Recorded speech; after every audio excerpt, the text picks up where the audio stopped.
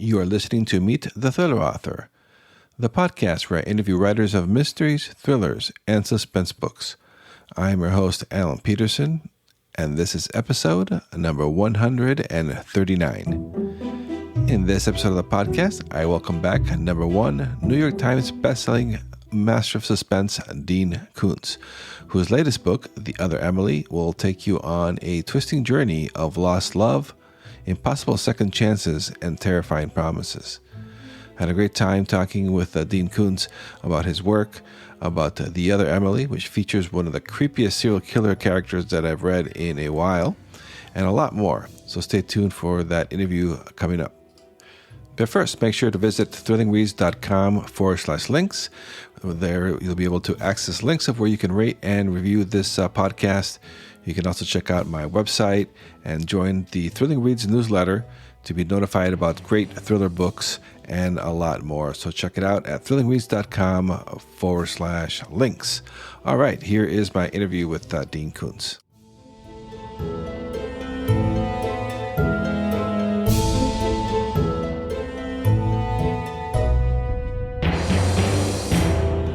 Hi, Dean. It's Alan Peterson. Hi. How are you today? Good. I'm doing good. How about yourself? I have no complaints. Well, I have them, but I don't want to burden you with them. What could you do about them?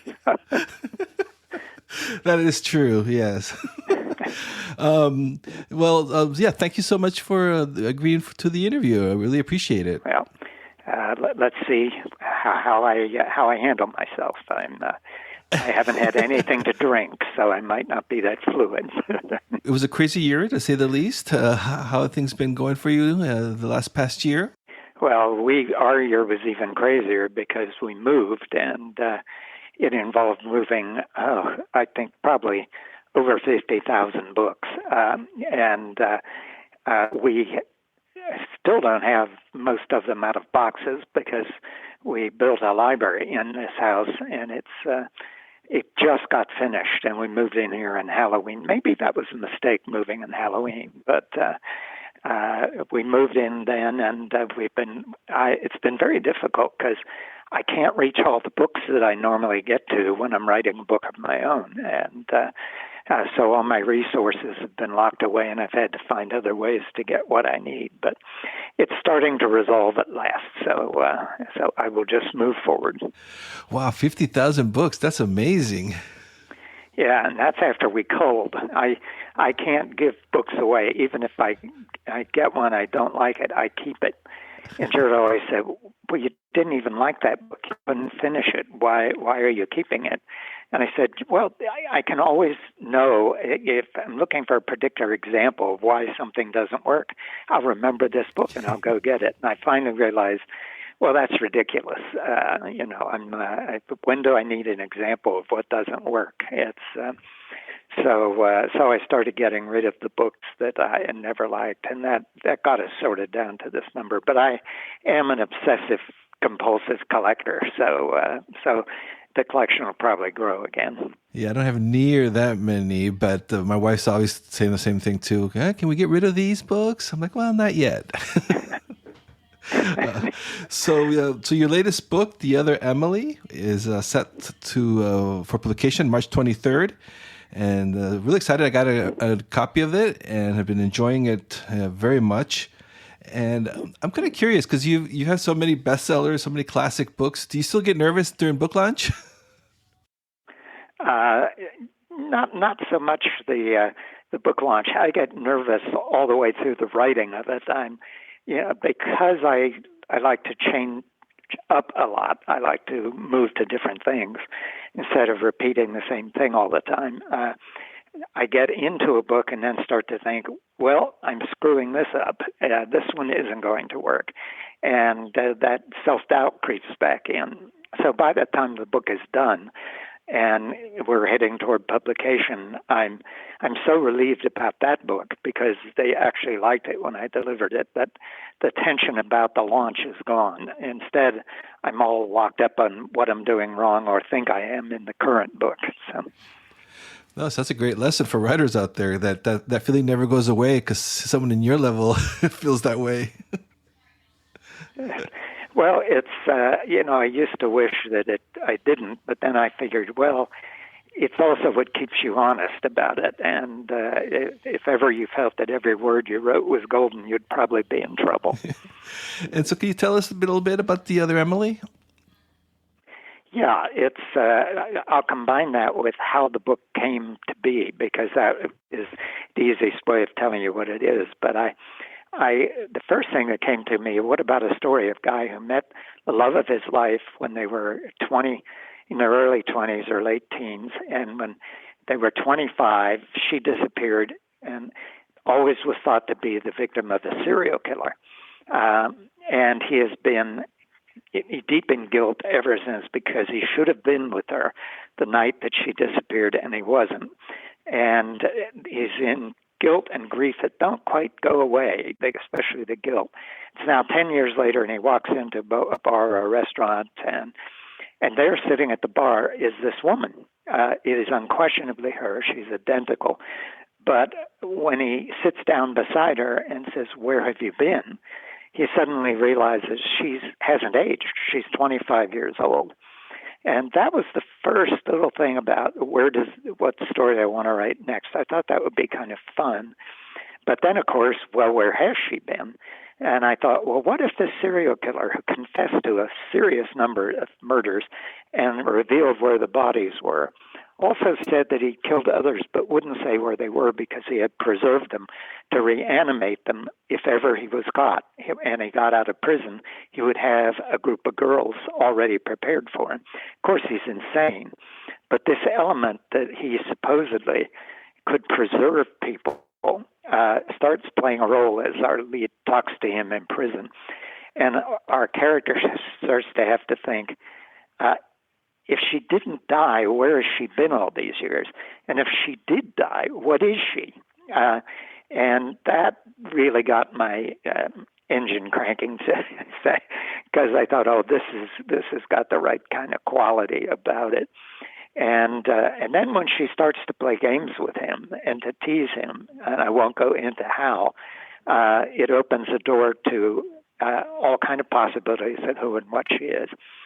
And then at the last moment before I started writing, I thought, really what this could be is a retelling of the Orpheus and legend about where he goes to hell to win back the woman he lost. And so that became a sort of more, modern retelling of the Orpheus legend to an extent. And at that point, I was ready to go. I couldn't possibly not write the book. Oh wow! So based on a classic one, that's so cool. So like updating it, kind of.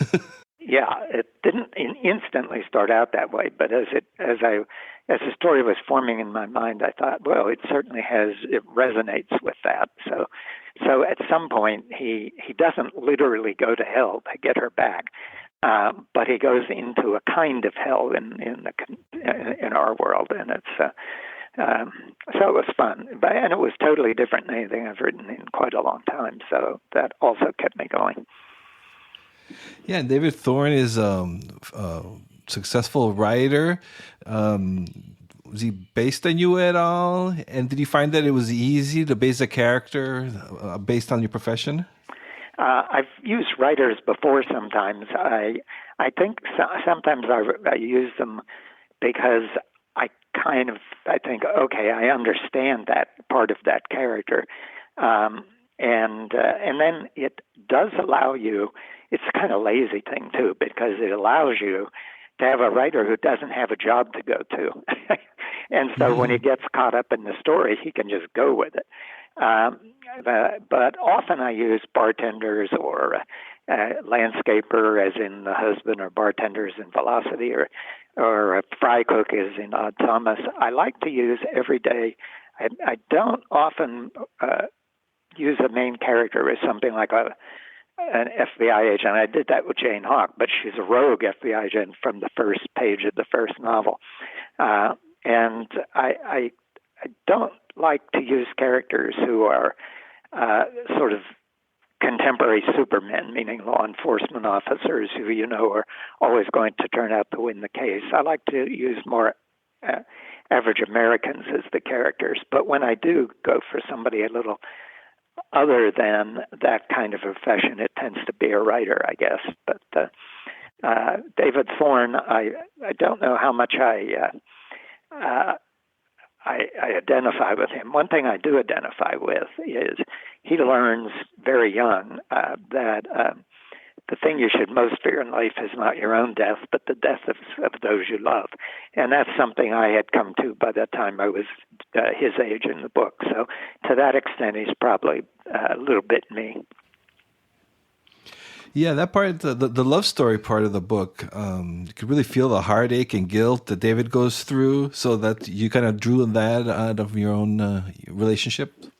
Yeah, because we all make mistakes in our lives and wish we hadn't, and so not necessarily as egregious a mistake as he makes when he's 25, but with the consequence that arose from it. But we all make mistakes, so yeah, you explore some of that in yourself as you're writing a character like that. And also, you mentioned the serial killer, Ronnie Lee Jessup. He was such a great, creepy character. Is he based on a real serial killer? How do you tap into that? I've done so much research into people who are, not every sociopath is a serial killer, but every serial killer is a sociopath. And I've done a lot of research into sociopaths. My own father, late in life, was identified, second time he ended up in a psych ward, as sociopathic, which had explained my childhood in a way I never had been able to explain it before. And so I know a lot about that kind of personality. But Ronnie Lee Jessup when he came on the page, this big teddy bear of a guy, that I hadn't seen before. And I thought, oh, this is interesting. Let me see what I can make out of this. I have a friend he writes nonfiction, but I send him the advanced proofs of a book. And I suddenly got this phone call one night, and he said, oh, my God, this guy is the creepiest character you've ever written. And I said, thank you. It seemed a little odd to be thanking somebody. He said, well, you've created a lot of creepy ones. And I said, yeah, I know, but there is something about this guy that is different than any I've approached before, and is consequently creepy in a different way. Yeah, I like reading the books about with the creepy killers, and this is one of the top ones out there. That lair of his in the house. I don't want to give too much away, but that was where do you get the blueprint for that? It's it comes out of his personality. He is this psychopathic romanticist, actually, and he has this strange delusional life of himself as a lover and so forth, and it's trying to imagine how he would combine the lust for power and this sense of himself as this almost sweet mama's boy, and what that lair would look like. That's where you started having to dip into your imagination and try to think, okay, and when I use the word he's romantic, I don't mean just in the sense of man-woman, or romantic in the traditional sense of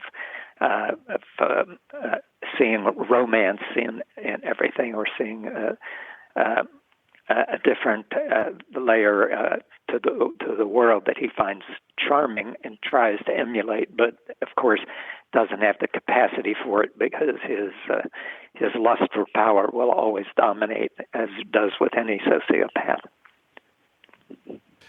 Yeah, there's some fascinating tonal shifts and genre mashups in this book that you're so famous for.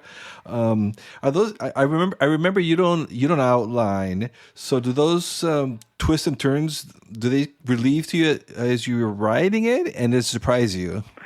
In this one, now I don't want to give away what the resolution to this is, but in this one, I knew I had to figure out in the first quarter of the book, or sooner, what is the explanation of why she hasn't aged, and who is she really? When he presses her early in the book about what she does and everything. She tells him she's an assassin.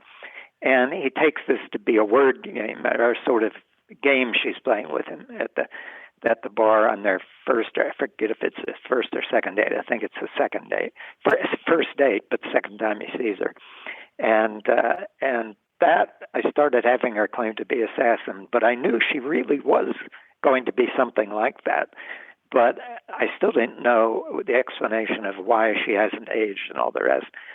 But I thought if I don't have that by 25% of the way through the book, I got to stop and not write this book because I'm going to get 3/4 of the way and still not have it. And then it started coming to me of what it was. And as soon as I got it, I thought, oh, this could be fun. It makes it one of those cross-genre books that when I first started doing this 40 years ago, publishers hated. I said, you can't do this. Nobody does this. And I said, I love to read in all these genres, and I don't want to write in just one of them. So they've since gotten very used to it. The word mashups now is very common, but I didn't invent that word. Sometimes it said I invented the cross-genre novel. I don't know if I did or not, but I will say I certainly struggled with publishers in the early days who didn't want to see anything like that. But now they roll with it very well. And my team at Thomas and Mercer have just been delightful about this. I've given them I'm working toward the end of the fourth, 3 books that are all to one extent or another, really cross genres, and they've been very enthusiastic about it. So that's lovely. Yeah, your last few books have all been standalones. Do you prefer the standalone, or do you miss writing a series? Series are, one thing I find it very hard, I would find it very hard to do, is write the kind of series that I think readers actually prefer, which every book is sort of a standalone. It just has the same characters, and they're different cases. It's like what I would call network broadcast. If you're writing something that somebody wants to do as a streaming series, it'll be totally different than a broadcast network would do it. The broadcast network would turn it into a case of the week sort of story, which is why I'd never let Thomas be a broadcast network show. But if it could be a streaming series, then it would be handled in an entirely different way. I don't think I could write a series that everyone was a standalone case. I tend to write series like with Jane Hawk, with the Frankenstein, or Thomas, where there's an overriding arc. And some readers don't like that because they find the series in book number 3, and then they realize, well, there are things here I've missed. And they'd rather a series be one they can get into and not have missed anything. So I don't think at my age I'll go on writing more series. But then again, if you hit a character and you see the arc and you can't resist it, then perhaps I will. But I think they'll mostly be standalones from now on. I like to see it, like never say never, right? Yeah. A popular advice I hear a lot from novelists is to write that quick first draft. And then I was reading your website, and you're kind of the opposite of that. Can you explain a little bit about your process and how do you generate a clean draft?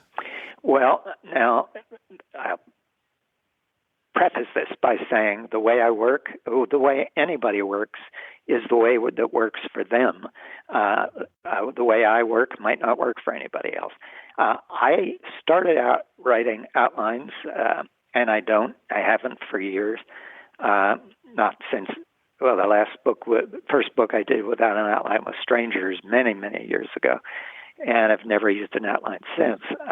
And I used to do first drafts, and I stopped doing that even before Strangers. And I fell into this habit of writing a draft of the first page over and over and over until I had that page polished to the level I could polish it to. And then I would move on to page 2. And this was partly my way of dealing with self-doubt. When I had that page and I knew it was as close to perfect, at least as I could make it, then I could approach the next page and the doubt would come back.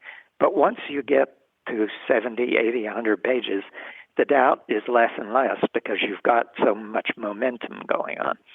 and you don't feel like you've just got a bad first draft you've got to fix. Also, I found that working that way, when you fly through something on a quick draft, you often do things that are the easiest and quickest thing that comes to your mind. And then once you have the draft, there is a real temptation not to undo those bad things, because you're going to have to undo so much that connects to them. And I'm just afraid, with me anyway, it would lead to a lot of things that I should have cut out of that draft or found new avenues for advancing the storyline I would not do, because it would be too difficult after having that first draft finished. So this is work for me. It's how I do it, and I just inch my way through the book. One thing I've said is, one thing this does that's great is you realize problems that are coming in the narrative as you have a character that, it may rise out of the character, it may rise out of the storyline as it's advancing. Maybe you're at age 50 and you think, oh crap, there's going to be this moment. I don't know if it's 30 pages or 50 pages or 60 pages, but it's down the road somewhere. And I'm going to have to explain this about this character or this situation. And at that moment, I can't imagine how I can. But if I just keep writing at this pace and polishing, the subconscious is working on it. And when I get to that point where now, how do I resolve this problem? I find out I've resolved it, or I've given myself 3 or 4 options to resolve it. And the problem turns out not to be a problem after all. So that's an advantage of taking your time to get through the story. It gives you more time to sink into it and more thoroughly understand it. Yeah, you have such an amazing work ethic, too. I recall you saying you work like 10, 11 hours days. So you write every day? I try to write 6 days a week. If it's right at the end of the book and things are flowing well, I've been known to go to 7. I would like to, at my age, get back to 4 or 5, because I'd rather not be putting in all those hours a week. But as long as you love what you do, it's as much play as it is work. And so in that sense, I'm so fortunate.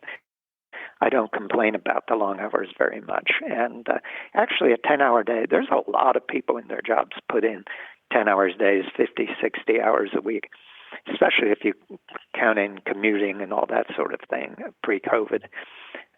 So it's given the reward there's been in my life for this, I don't need to complain about the hours. And to some extent, I enjoy them.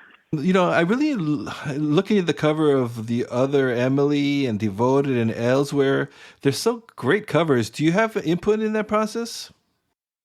You know, I have for years not been happy with my covers, or I have not been happy with the quality of the bindings and the paper and a lot of things.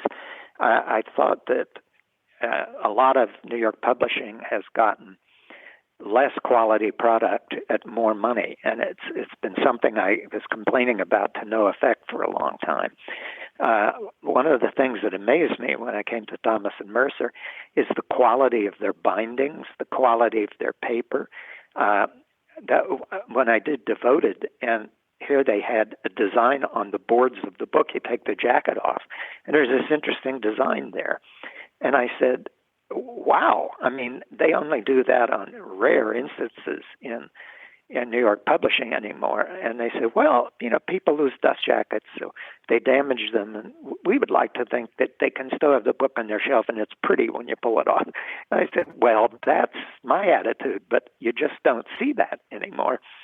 And then the covers they've been devising, they show me covers and I can say, there's this element I think could be improved, but for the most part, the cover's 90% there when they show it to me. And I thought all of these have been great. The only thing I thought Devoted, before they printed it on foil, was a prettier cover because the colors were more vibrant. Elsewhere is a gorgeous cover, and The Other Emily is suitably creepy, with that wonderful thing of the calla lilies coming up among the roots, and it carries the two qualities of the book. So I've been just stunned at how good their book design is, but also how as an obsessive collector, I really like getting books that are well bound and well designed, and so it's been a lot of fun to work with them on this, and not to be agitated when I see what the design is and say, "Wow, this is cool." Yeah, so now you're looking forward to it versus the past. You might be dreading looking at the cover of what they had to offer. So what's next for you? What are you working on now?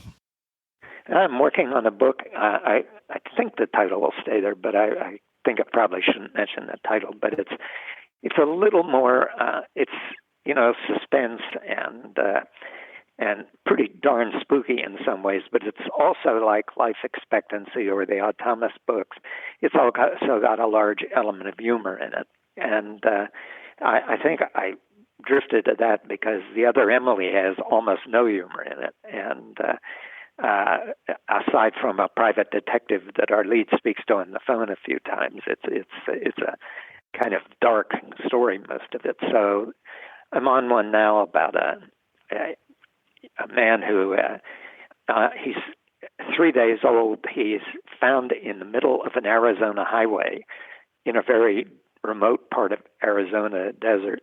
Well, the biggest town is the town nearby called Pepto, and it's 906 people. And he's found in the middle of the 3-lane federal highway in a bassinet at the age of 3.